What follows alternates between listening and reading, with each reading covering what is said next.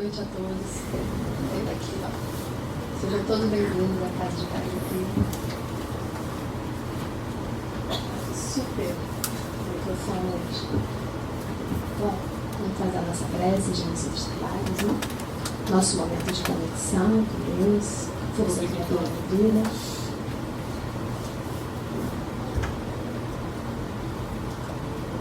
Senhor Deus, Pai multifinhos, luz infinita, nesse instante levamos os nossos corações à Sua presença, sentindo-nos impregnar pela doce e suave presença do amor, da fraternidade, da harmonia, nesse portal de luz que é a casa de cada um, a nossa casa. Pedimos, Senhor, nesse instante, pela paz, pela nossa paz interna, pela paz do mundo, pela paz na nossa cidade, no nosso planeta. Que as vibrações dos mestres sejam direcionadas a todos os campos da Terra, fazendo despertar a nossa consciência para a divindade que somos nós, que precisamos apenas aprender a ser, longe das aparências, das ilusões que nos fazem querer competir uns com os outros, que nos iludem no sentido de sentirmos melhores uns que os outros, e que constrói esse mundo em desequilíbrio que ainda habitamos. Que essa paz, Senhor, que vem das alturas, alcance as nossas mentes, os nossos corações, pacificando-nos. Queremos te pedir ainda que envolva a nossa querida Rosa em vibrações de luz, de harmonia, de paz, para que ela seja um canal nessa noite da sua mensagem, tocando-nos profundamente nesse tempo de Quaresma. Que o Senhor nos abençoe, nos envolva, nos proteja, nos guie e guarde, hoje e sempre. Graças a Deus. Bom, vamos dar só uns avisos. Essa coisa está muito barulhenta.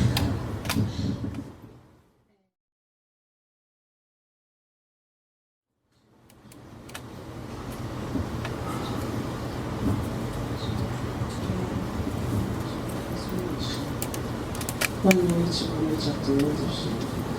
Então, a gente hoje está aqui. Deixa eu ver se eu consigo deixar isso para falar sobre o significado profundo da Quaresma. Isso porque o Luiz até colocou no texto, né, que é um tempo sagrado e um tempo de alegria. Só que a gente não tem esse registro, né? A gente tem um registro de um tempo sombrio, de castigo, de culpa, né? Um tempo pesado, e que na realidade não é para ser assim. Então a gente quer hoje tentar mostrar para vocês que esse tempo ele foi inaugurado, né, no século IV, para que fosse um tempo de reflexão, um tempo de preparação para a Páscoa, para a Semana Santa, né? E uma preparação não de culpa, de vergonha, de pesar, de tristeza, mas uma preparação de reflexão, de mudança, de conversão, de transformação espiritual principalmente. Agora a gente tem, né, séculos e séculos de registro, a gente já cresce, mesmo sem muita informação assim, formal, mas quem cresceu em uma família razoavelmente católica, né, ou próximo de católicos, tem essa informação da Quaresma ser um período de penitência, de tristeza, de culpa, né, até porque a igreja fica toda roxa, né? Não sei se vocês já perceberam, repararam nisso, porque o roxo é a cor litúrgica, né? Porque o roxo é a cor da transformação. Agora, ficou também como uma cor de luto. Na Itália, a gente não pode dar nada roxo para alguém numa celebração alegre, que é como se você estivesse agorando, né? Dar de aniversário para uma pessoa uma peça roxa, você está agorando a pessoa. Dá para um bebê uma roupinha, uma manta roxa, você está agorando a pessoa, o bebê, né? Então a gente tem esses registros muito fortes, muito arraigados. E a gente quer trazer essa nova visão para que esse tempo ele seja realmente vivido em plenitude, vivido em profundidade, né? Que seja um tempo de reflexão sagrado, mas uma reflexão que traga uma transformação, um novo, absolutamente novo em nós que a gente desconhece, e que isso traga muita alegria para a gente.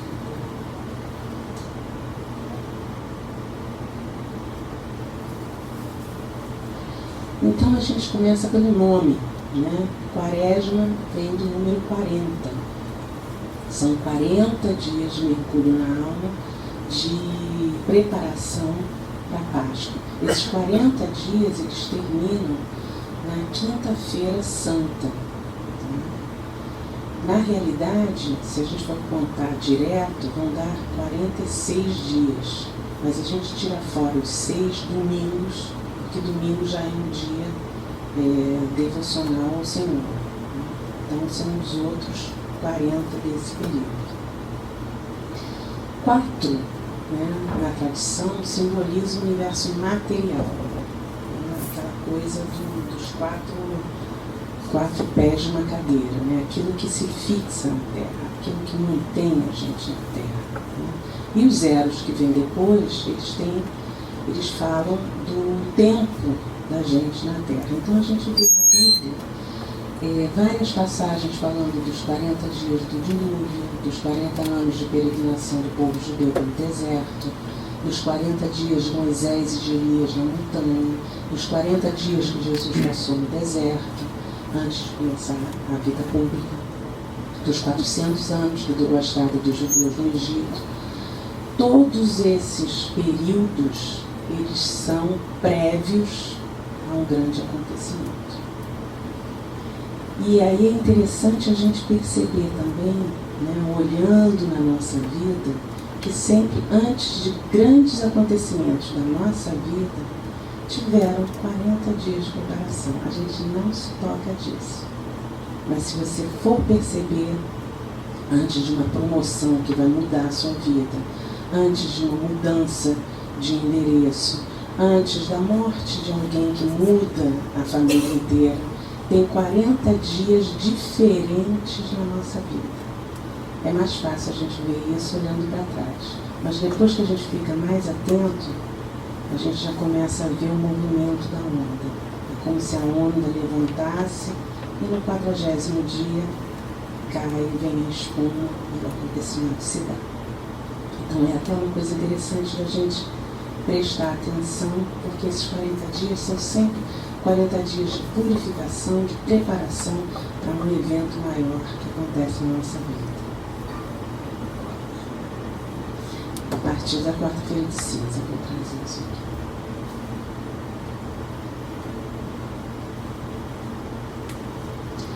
Então, é um período que antecede e nos prepara para a Páscoa, a ressurreição do Cristo Jesus e do nosso Cristo interior. E isso é muito importante, né, a gente também mudar a nossa visão de Páscoa. A Páscoa não é um acontecimento de 2000 anos atrás. A Páscoa acontece realmente todo ano, é uma oportunidade que a gente tem de despertar, desenvolver, manifestar o Cristo interno. Como a gente fala, pensa, mas não sente, não vive aquilo que a gente estuda, né? Em qualquer igreja, uma casa espírita, espiritualista, universalista, a gente tem dificuldade de entender isso. né? A gente já leu muito, já ouviu muito, já estudou muito a questão do Cristo eterno, mas a gente não vive, não sente, não se emociona com isso.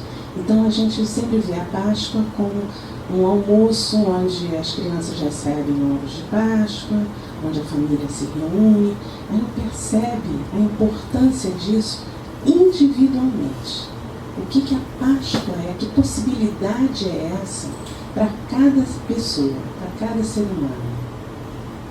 E por isso que é um acontecimento que se renova todo ano há mais de 2000 anos. Não teria permanecido se não tocasse no inconsciente coletivo, não tocasse no inconsciente individual de cada pessoa. Teria sido um ritual que ia esmaecer com o tempo. Não aconteceu isso por quê? Porque toca cada um, mesmo sendo inconsciente. E toca por quê? Porque o Cristo é o que nos anima, é o que nos mantém vivo, é a centelha divina que faz com que a gente esteja aqui hoje respirando. Então, de alguma maneira, essa centelha vibra, ao ser tocada, ao ser lembrada, ao ser mexida. De alguma forma, alguma corda toca o coração da gente quando se fala em Páscoa, quando se vive algo da Páscoa. Mas a gente está mais interessado em vibrar o coração inteiro, não uma corda só. A gente está aqui para isso, para se desenvolver, para crescer, para ser quem a gente veio ser. Ninguém está aqui a passeio, todo mundo veio aqui para desenvolver algum papel, para desenvolver algum atributo, algum conteúdo, para ultrapassar algum obstáculo, para crescer. Todos nós nascemos com uma orientação, né? Eu vim para ser mais seguro, para ser mais decidido, para ser mais confiante, para realizar mais, para ficar mais quieto, para não me espalhar tanto como eu já fiz em tantas vidas, né? Para ser mais inteiro, íntegro. Eu vim para ser mais flexível, para ser mais concentrado. Cada um tem o seu propósito. E o nosso propósito nem sempre é o de construir coisas fantásticas, né? Coisas imensas. Às vezes as coisas pequenas são muito mais fantásticas e muito mais trabalhosas. Né? E isso é muito importante a gente perceber. Eu vim para quê? Né? Será que eu vim para desenvolver a paciência? Será que eu vim para desenvolver a minha calma, a minha serenidade, o meu equilíbrio? Algum atributo, algum conteúdo a gente veio desenvolver. E caminhando em direção ao Cristo, que é o desenvolvimento total, a gente acaba desenvolvendo aquilo que a gente veio desenvolver. Então, sem cobranças de que a gente chegue a desenvolver a centelha crística dentro da gente e seja o Cristo hoje em dia, mas se a gente caminha em direção ao Cristo, que somos nós, no mínimo, a gente faz o que a gente veio fazer aqui nessa vida.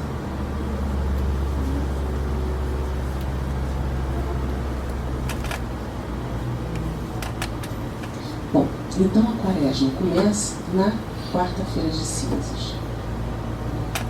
Que cinzas são essas? São as cinzas dos ramos do domingo de Ramos, que é um domingo anterior ao domingo de Páscoa, que se refere àquela passagem quando Jesus entra em Jerusalém, montado num jumento, e é aclamado pelo povo com os ramos. Né?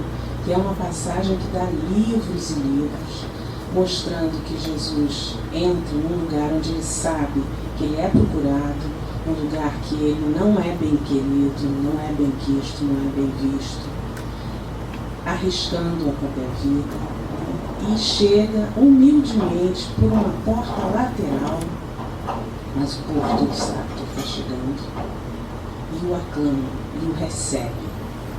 Então, Domingo de Ramos é aquele momento da Quaresma em que a gente recebe o Cristo, em que a gente para perceber essa identidade, essa identificação com Cristo.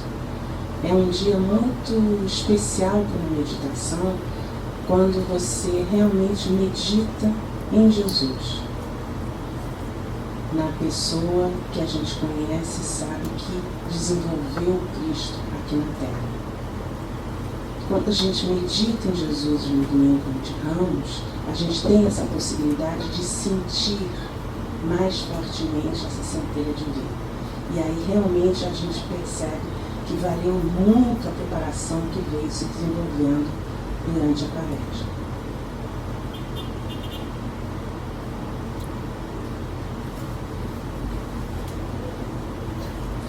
Quando o sacerdote na Igreja Católica ele faz a bênção com as cinzas na testa ou na cabeça das pessoas, ele repete uma bênção que está no Evangelho, né? Lembra-te que és pó e que ao pó voltarás. E também, mais no final ele fala, convertei-vos e crede no Evangelho, que é o convite que Jesus nos faz. Essa palavra do sacerdote, ela está nos reportando ao nosso ser material, né? Que nós somos pó, realmente pó, e que ao pó voltaremos. Mas a gente não é reduzido a pó. Essa é que é a lembrança das cinzas.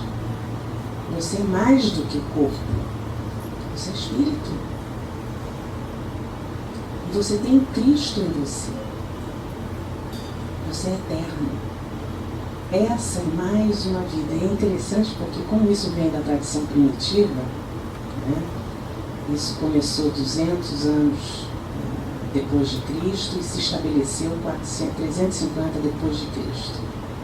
Então é bem antiga a tradição das cinzas. Permaneceu ainda quando a Igreja Católica ainda acreditava na reencarnação. Só em 400 que ela foi abolida, né? E aqui a gente vê perfeitamente: tu és pó e ao pó voltarás, mas tu não estás reduzido ao pó, porque tu és espírito. Nós não estamos reduzidos a pó, a esse corpo e nem a essa vida. Essa é uma das passagens do nosso espírito eterno. Como a gente esquece disso demais, a gente não cuida da nossa alma. A gente só cuida do nosso corpo nessa vida. Quando a gente lembra que essa é uma das nossas vidas e que a gente vai continuar tendo outras, a coisa muda de figura. Muda de figura. O corpo é importante, claro, porque é o templo do espírito. É importantíssimo. A gente tem que cuidar muito bem dele, assim como a gente cuida muito bem da nossa casa, onde a gente mora. É o nosso templo. Mas a gente tem que cuidar de quem mora dentro também. A gente tem que cuidar do espírito. E lembrar disso. Né? Lembrar dessa conexão. Lembrar como é ser espírito. E é isso que a gente começa a fazer na Quaresma. A fé em Jesus ressuscitado faz com que a vida renasça das cinzas. E aí não é um mitologema da fênix que renasce das cinzas que a gente utiliza, né? É um fato real. O pó se dá e o espírito continua. É um fato real. Eu até coloquei, foi interessante, eu coloquei no Facebook uma fotografia de uma amiga minha americana. Eu sou realista, eu acredito em milagres. E é verdade, os milagres são naturais. Quando eles não acontecem, é porque alguma coisa de errado está acontecendo.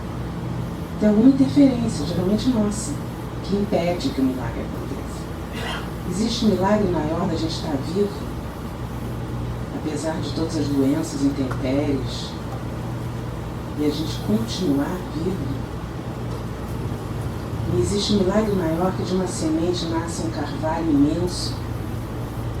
A gente não tem a menor ideia como é que isso acontece.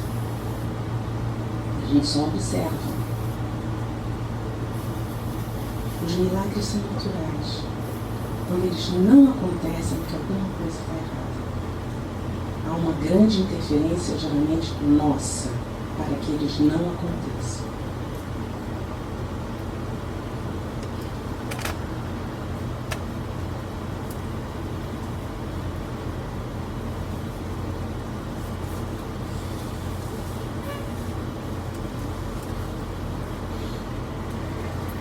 Muito bem. A imposição das cinzas é um convite a percorrer o tempo da Quaresma com uma imersão mais consciente e mais intensa no mistério pascal de Jesus na sua morte e ressurreição. Isso é uma outra coisa interessante. A gente sempre quer desvendar os mistérios. O mistério não foi feito para ser desvendado, gente. O mistério foi feito para ser vivido. Como a gente se entusiasma com o mistério, né?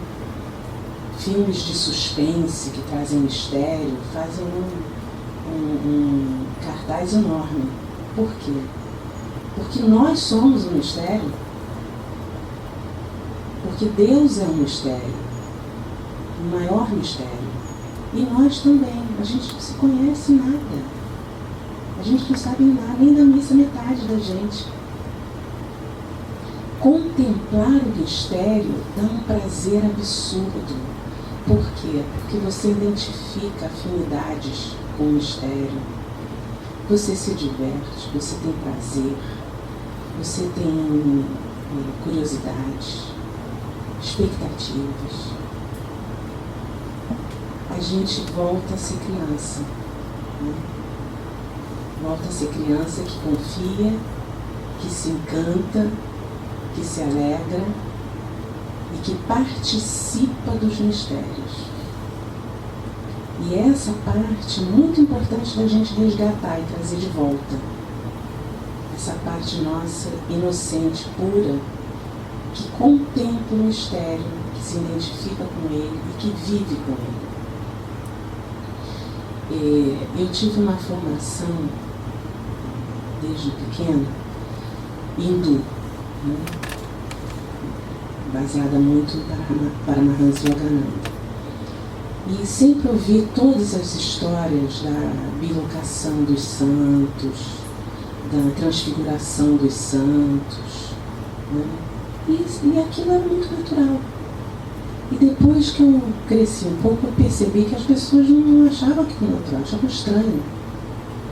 Aí eu falei, mas na Índia tem tantos santos, né, que aparecem, desaparecem, desfazem as moléculas, refazem as moléculas, ficam nos Himalaias, depois aparecem nas cidades. Por quê? Porque eu cresci ouvindo isso como uma coisa real.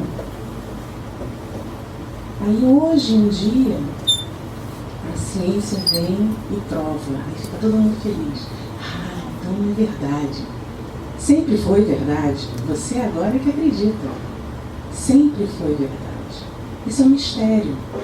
E eu nunca entendi, nem procurei entender como é que as moléculas se aglutinavam e se desfaziam para a baba de aparecer ou desaparecer.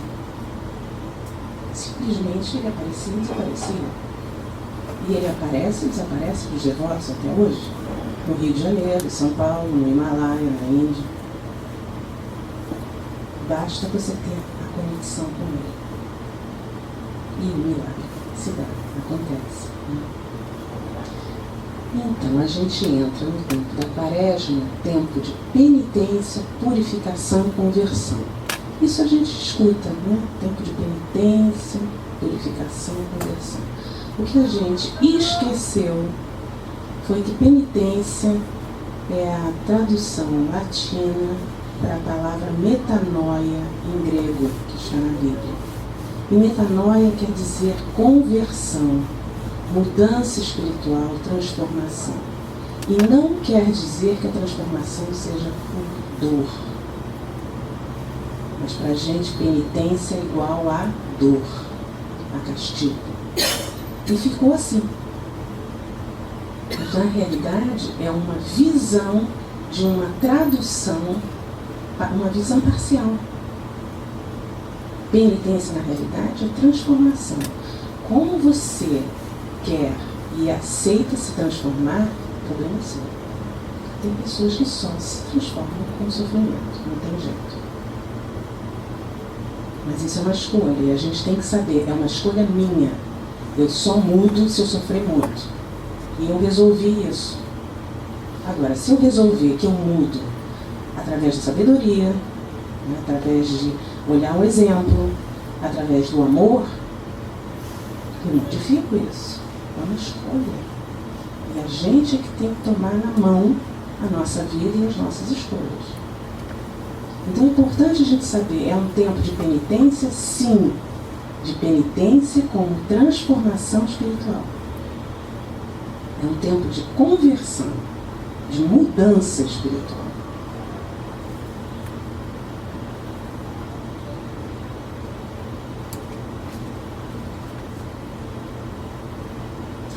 E aí a gente vai na questão do ser cristão. Ser cristão é aquele que acredita no Cristo. Ser cristão não é uma posição cômoda. Cristo não era acomodado. Jesus não era acomodado. Ser cristão é uma pessoa que batalha internamente, incessantemente, pelo seu desenvolvimento espiritual. Isso é ser cristão. Não é participar de uma igreja, não é sentar no banco de uma igreja, ouvir o sacerdote, o pastor, seja lá quem for, e deixar a vida passar. Ser cristão é trabalhar internamente, incessantemente. E é isso que a gente faz aqui nessa casa. Por isso tem tantos trabalhos, tem tantos cursos, palestras. Não para. Por quê? Porque a vida não para. A vida tira férias da gente. A gente vai tirar férias da gente. Não tem graça, né? Não tem graça se o presente, se a graça está à distância de um pensamento.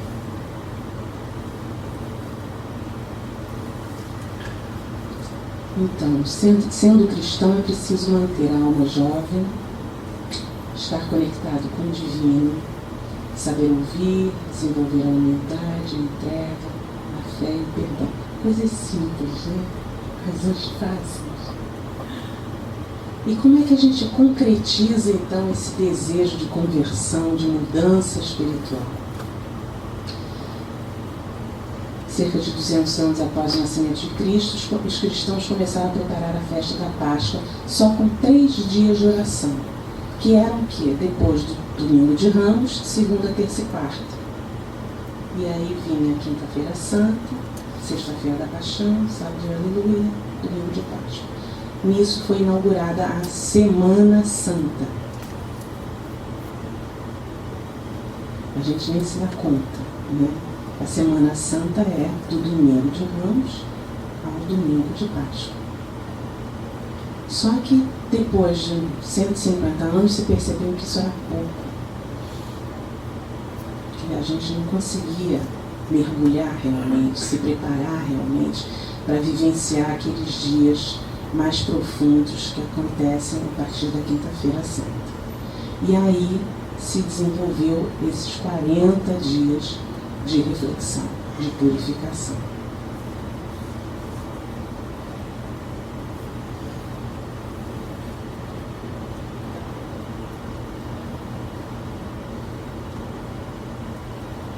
Muito bem, então agora vamos para a prática, né? O que fazer nesses 40 dias? Né? Se a gente é uma escola de viver em Deus, a gente tem que praticar, a gente tem que fazer a coisa andar, né? A primeira coisa, clara, é a oração e a meditação. Oração é falar com Deus. Né? Existem vários tipos de oração, de louvor. Todas a gente se expressa, a gente se coloca de frente para Deus. E a meditação? A meditação é ouvir, é sentir, é receber. Então é muito interessante porque tem muitas pessoas que falam assim, mas eu nunca vou conseguir meditar.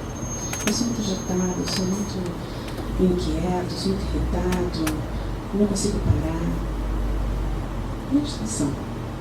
Você quer tanto certas coisas, você pede tanto a Deus, você clama tanto a Deus, e na hora de receber você diz que não consegue? Então para que pede? Para que estuda? Aí eu venho para a escola de médiuns para estudar, estudo tudo. Estudo a obra de Kardec toda, estudo tudo. Né? Aí na hora de parar e ouvir e receber, não consigo não. Muito difícil receber. Estou preparado para receber não. 5 minutos? Não tem tempo. Já perceberam isso? A gente não se dá, por isso que eu sempre falo a questão da escolha. A gente escolhe não receber. A gente não se dá o privilégio e o prazer de receber a ajuda divina. A gente não se dá 5 minutos pela manhã, 5 minutos pela noite. Por quê? Porque a gente não acredita que Deus vai falar com a gente. A gente se acha tão separado, tão desconectado, tão infinitamente inútil, que a gente não acredita. Centelha divina dizem, né, que tem isso, que eu sou feito à imagem e semelhança. Acho tão estranho. Acho tão esquisito. Como é que pode? Não sinto nada disso. Você já parou para sentir? Já parou para receber?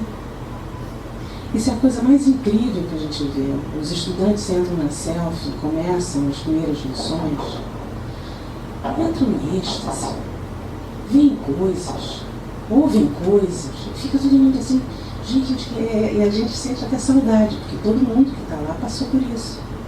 Né? Por quê? Porque é um susto. Eu jamais podia imaginar.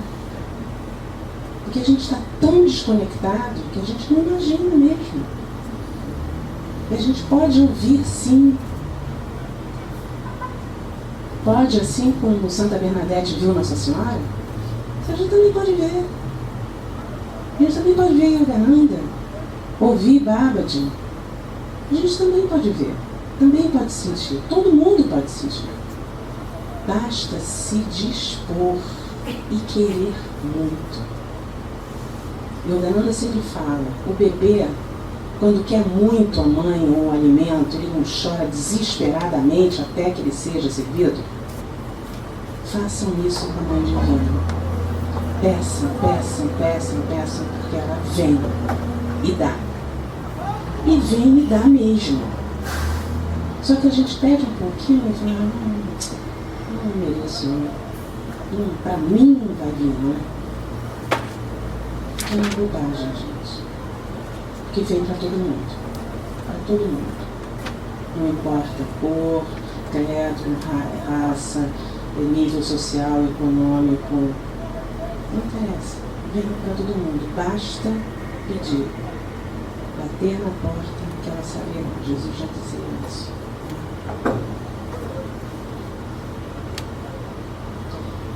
A segunda coisa é a penitência. A conversão, a mudança. Como é que a gente trabalha essa mudança? Aí é que a porca torce o rabo. Né? Primeira coisa, o incremento da fé. É uma coisa que a gente não fala muito, nem pensa muito na gente mesmo. Né? Eu tenho fé. Fé em que é? Em quem? Como? A gente tem que parar um pouquinho e pensar. Como é que é a minha fé? Qual é a minha relação com o divino?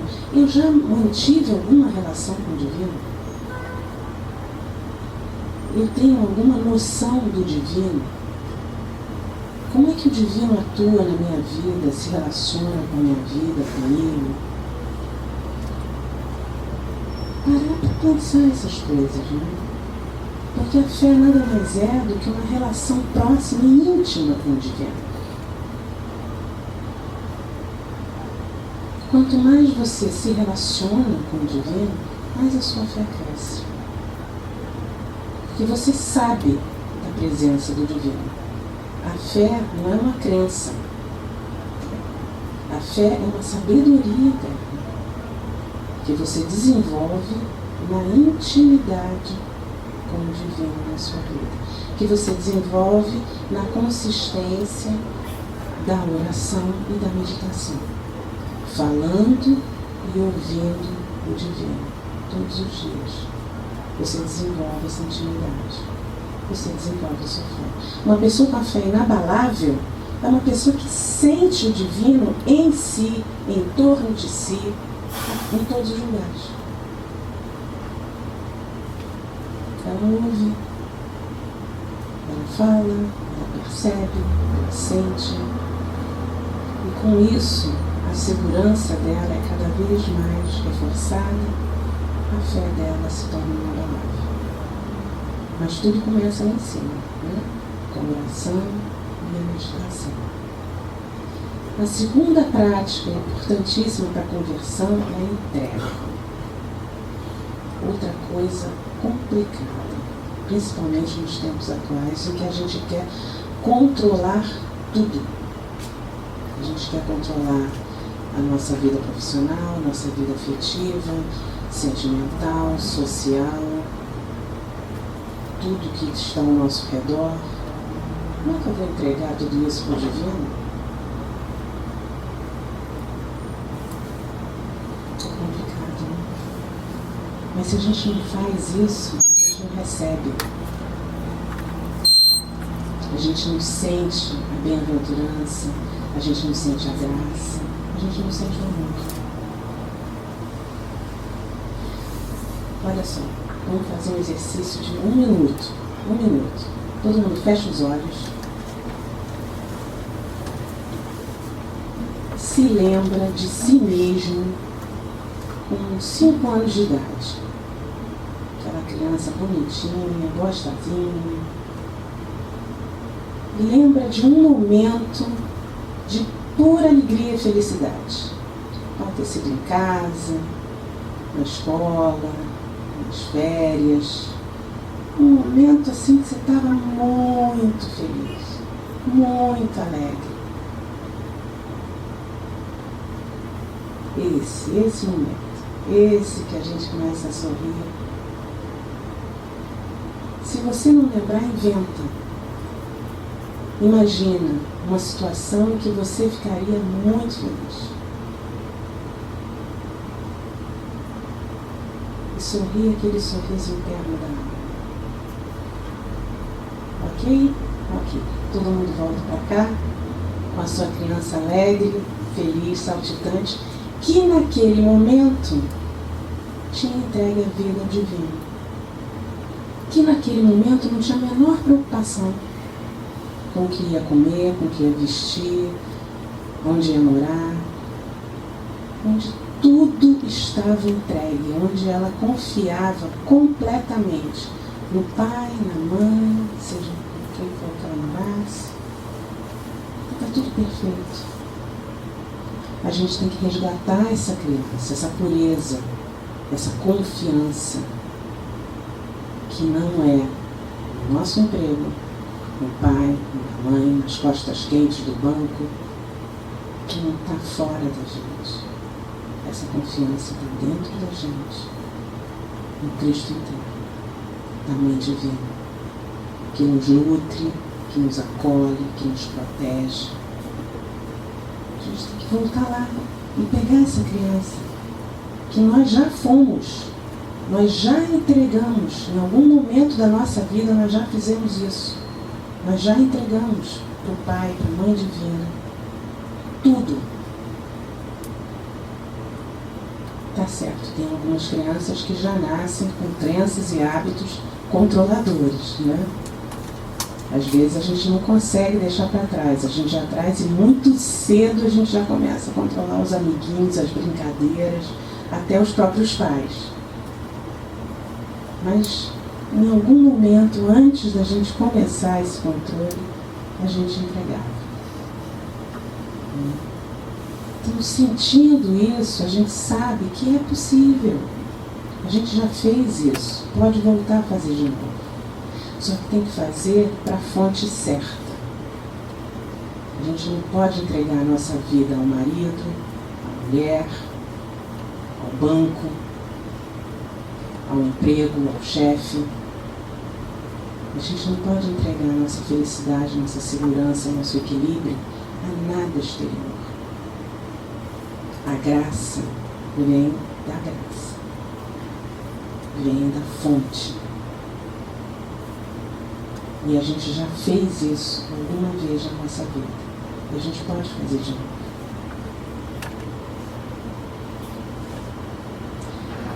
Então, na Quaresma, as práticas principais são a oração, meditação, a conversão e atos de jejum. Não é para ninguém passar fome e virar faquir, gente. Atos de jejum são eliminações de todo o excesso da nossa vida. Todo mundo tem algum excesso em alguma área. Ou você compra demais, ou você come demais, ou você acumula demais, qualquer coisa. E a gente vive um momento, né, de excesso. A gente tem muitas coisas que a gente não precisa. Muitas. Porque a gente acaba colocando uma energia naquilo que aquilo não tem. Então, os atos de jejum é começar a se desapegar. E aí fala de uma outra coisa interessante da penitência e da conversão, que é o serviço e o perdão. Quando a gente começa a desapegar no jejum, a gente naturalmente serve, porque a gente percebe que a gente transborda em muitas áreas. E o verdadeiro serviço é quando você transborda na direção do outro. Transborda de amor, de generosidade, de compaixão, de compreensão, de entendimento, de paciência. Aí você faz o verdadeiro serviço cristão. Naturalmente você serve, porque você vê que você tem muito, que você não precisa daquilo tudo. E o mais difícil é o perdão. Por que é difícil? Porque perdão, como diz a palavra, é uma perda grande. Um perdão. Né? A gente tem que perder nada. Vai perder muito ainda por cima. E o que é mais difícil da gente perder, da gente desapegar, da gente perdoar? Aquelas coisas que a gente se identifica, que a gente acha que fala da nossa identidade. Geralmente as coisas imperdoáveis são aquelas que você jamais faria. Aquilo se torna tabu. Aquilo é imperdoável. Por quê? Porque eu estou me vendo no outro. Não é o outro. Eu jamais faria aquilo. Isso é imperdoável. Mas não é você, criatura, que fez. Foi o outro. E o outro é outro. Completamente diferente de mim. De você. E por ser completamente diferente, ele chegou naquela conclusão por caminhos outros, por histórias outras, por estruturas outras que eu não tenho a menor ideia e que acabaram naquela conclusão. Então, geralmente a gente percebe que a gente, em primeiro lugar, nem se relaciona com o outro. A gente se relaciona com a gente mesmo, com a cara do outro. Mas é com a gente. Porque a gente não admite que o outro seja outro. Ele não faz do jeito que eu faço. Ele não sou eu, não é um clone meu com outra cara, então já não gostei. Né? E aí aquilo se torna imperdoável. Porque eu jamais faria. Sim, você. Mas e o outro? E ainda tem uma outra coisa. Quando você se torna o imperdoável. Eu jamais faria, mas eu fiz. E agora? E a coisa mais terrível é quando você não se perdoa. Quando você é intransigente com você, é pirracento com você. É muito infantil. Porque você não se aceita, não se compreende, não se tolera, não é amoroso nem generoso com você mesmo. Então esse perdão da Quaresma, ele começa com um auto-perdão. É bom sempre no início da Quaresma a gente fazer assim uma listinha das nossas coisas imperdoáveis e tentar ir destrinchando elas. O que eu não me perdoo? O que até hoje eu não fiz as pazes comigo? Deixa eu olhar para mim naquela época. Eu sabia o que eu sei hoje? Eu tinha a estrutura que eu tenho hoje? Será que eu não posso acolher aquela pessoa, né, tão desestruturada, fragilizada que eu era? Será que eu não posso apoiar, acolher, tolerar, compreender, aceitar e finalmente amar aquela pessoa de 2, 3 anos atrás, que sou eu? Um fragmento vem meu e se coloca no meu coração novamente. E assim, nesse exercício, o que acontece? Eu vou me integrando novamente. Eu vou me acolhendo. Eu vou gostando mais de mim. Eu vou sendo mais tolerante comigo. Eu vou sendo mais paciente comigo. E aí, quando eu olhar para o outro, eu vou ver o outro. Que surpresa! Não vou mais me ver no outro. E aí, de repente, eu sou mais tolerante com o outro. Porque eu já entendi o que é isso. Como é que essa dinâmica se dá. Eu vou ser mais compreensivo com o outro. Eu não vou precisar nem perdoar. Porque eu compreendo, eu aceito, eu estou amando. Então, fazer essa listinha, fazer esse caminho pelas coisas imperdoáveis da nossa própria vida é um bom começo. E depois fazer uns 3 ou 4 conteúdos que eu acredito que são imperdoáveis em relação a uma pessoa. 2, 3, 4 pessoas. Isso já vai ser um trabalho hercúleo e fantástico de alívio, de desapego e de um desenvolvimento espiritual absurdo. Porque quando a gente chegar na Páscoa, a gente realmente vai estar brilhando. A gente realmente vai estar sentindo o Cristo renascendo na gente. Tem uma coisa interessante sobre o jejum, porque o excesso a gente mostra para todo mundo, né? E no jejum é exatamente o contrário. Isso vem do Evangelho. Quando jejuardes, não vos mostreis contristados como os hipócritas, porque desfiguram seus rostos para que aos homens pareça que jejuam. Em verdade vos digo que já receberam seu galardão. Tu, porém, quando jejuares, unge a tua cabeça e lava o teu rosto, para não pareceres aos homens que jejuas, mas a teu Pai que está em secreto, e teu Pai que vê em secreto, te recompensará publicamente. Ou seja, é um trabalho anônimo, o serviço anônimo, o trabalho espiritual anônimo. Né? Não é chegar para todo mundo, eu não posso ir ao seu jantar porque eu estou jejuando, sou muito pia, sou uma pessoa que faço muita contrição.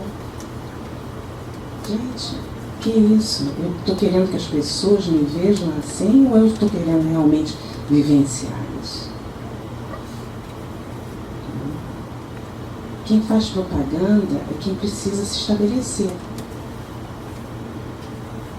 Se eu me estabeleço em mim, não preciso fazer propaganda de mim, não é verdade? Então, os atos de jejum é deixar todo o excesso ir embora.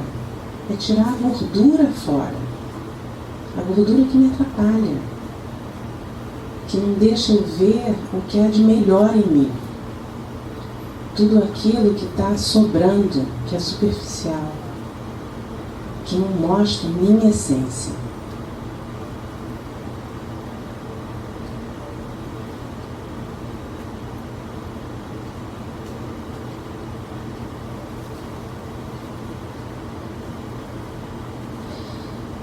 Então eu trouxe para a gente fechar uma prática de oração meditativa, tanto de fala com o divino como escuta do divino.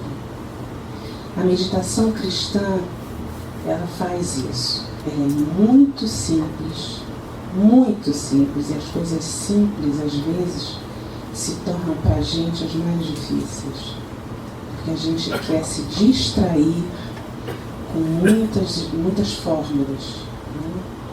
Muitos rituais, para tirar a concentração daquilo que realmente é o importante. A meditação cristã, ela prevê um brevíssimo relaxamento e depois a concentração nesse mantra, que é uma palavra. Aliás, a única palavra em aramaico que permaneceu na Bíblia sem tradução.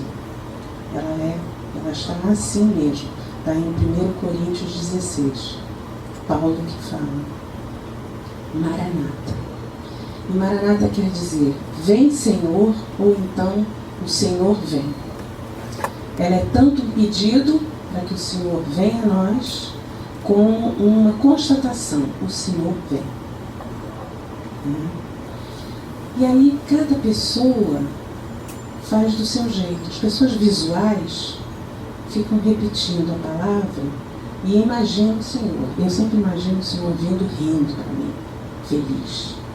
Não imagino o Senhor na cruz.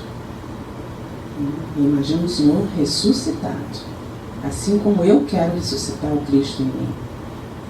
Tem pessoas que são visuais e imaginam Ele vindo. Tem pessoas que são auditivas, que trabalham com a audição do mantra. Tem pessoas que são sinestésicas e que percebem o seu entorno ao repetir o mantra. É uma sensação de um lugar, uma sensação que pode ser espacial, mas pode ser apenas emocional, interna. Tem pessoas que fazem tudo isso ao mesmo tempo. De qualquer forma, esse é o primeiro momento, né, em que a gente entra em contato com o mantra e com o que ele diz para a gente. Com a continuidade, e não é para ser feito durante muito tempo não, 5, 10 minutos é o suficiente. Depois que passa essa fase de exploração do mantra, você começa a sentir a presença. E todo mundo sente, gente, isso não tem erro. E para cada um vai ser de um jeito. Vai ser num lugar, vai ser num som, vai ser numa forma. Para cada um é de um jeito. O importante é a persistência e a continuidade. Porque com a persistência e a continuidade, você vai vendo os resultados. Se você faz 5 minutos de relaxamento, 10 minutos dessa meditação, ou seja, 15 minutos, de manhã e de noite, durante a quaresma, ainda por cima, que é um tempo muito sagrado, propício para o encontro com o Cristo interno, isso vai mudar a vida de vocês. Já vi mudar a vida de muitos alunos de meditação, muitos, não são poucos não. Eu faço meditação há 30 anos, gente. Eu já vi muita gente ter insights e mudança de vida porque descobriu a centelha divina em si. Não foi por minha causa, nem por nenhum outro professor, ou instrutor, ou orientador. Foi porque a pessoa persistiu na sua casa, sozinha, na conexão com Cristo. E aí de novo vem a questão, a escolha é de cada um. Teve gente que não tinha tempo para nada, fazia tomando banho. Fazia. Acordava em cima da hora, tinha que sair correndo, fazia tomando banho. E a coisa acontecia. Cada um sabe dos seus limites, cada um sabe das suas potencialidades, das suas capacidades, das suas dificuldades. E cada um escolhe o que quer para a sua própria vida.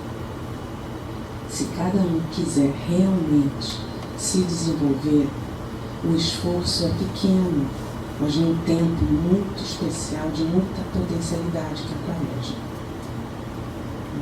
15 minutos de manhã, 15 minutos de noite.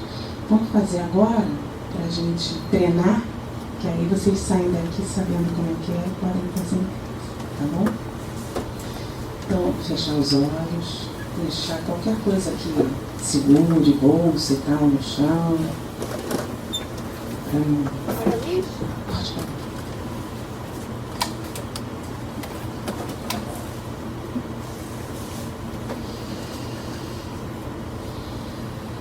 Os pés no chão, as costas retas, mas relaxados, sem nenhuma tensão.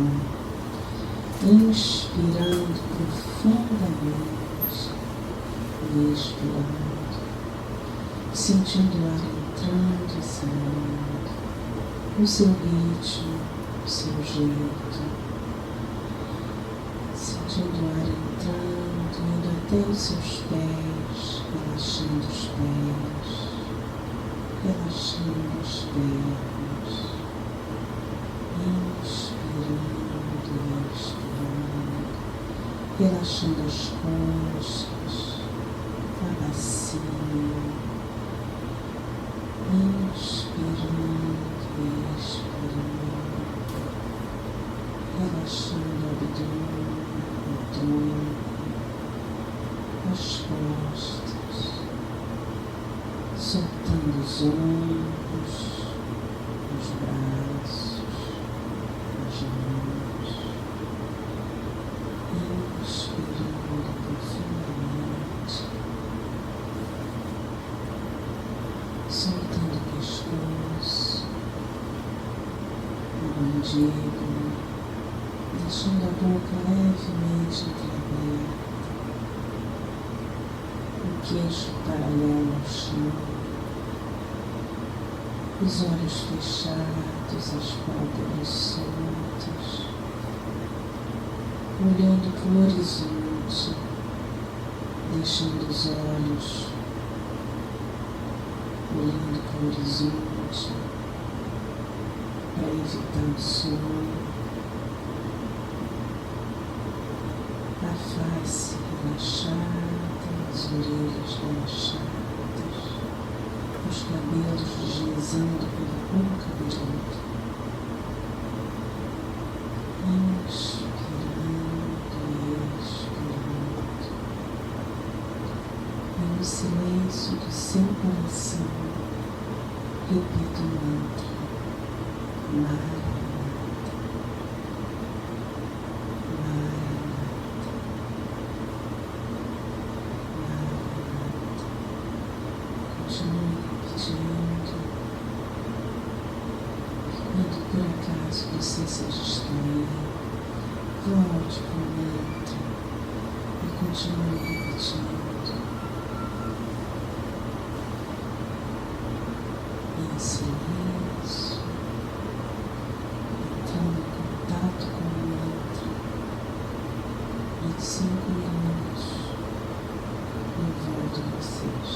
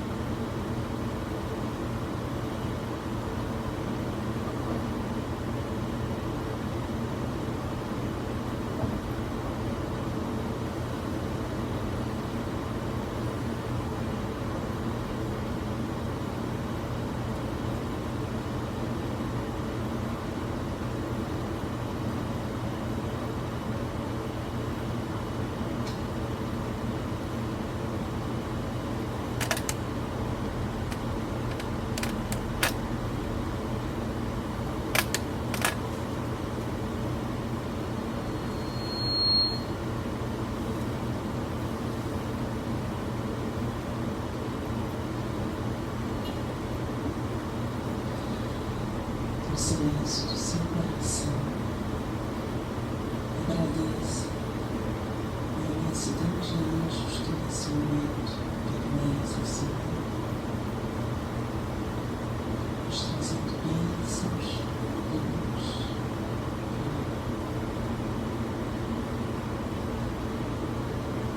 Jesus Cristo, Mãe Divina, que o teu amor brilhe para sempre no santuário do nosso coração e que possamos todos nós sempre despertar o teu amor em todos os corações.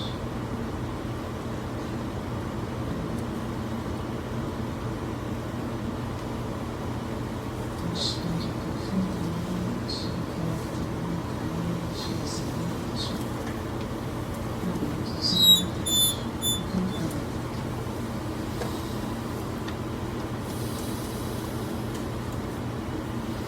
Muito obrigado por essa experiência.